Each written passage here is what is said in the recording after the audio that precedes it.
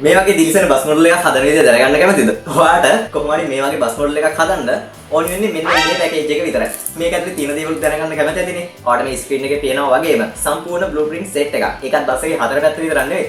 Seat හදන විදිය, රෝද හදන විදිය සම්පූර්ණ ගයිඩ් එකක් එක්කම සිංහලෙන් බලා ගන්න පුළුවන් පේජස් 6ක විතර ඔයාලට ගයිඩ් එකක් සම්පූර්ණයෙන්ම මේකේ තියෙනවා. ඒ විතරක් නෙවෙයි.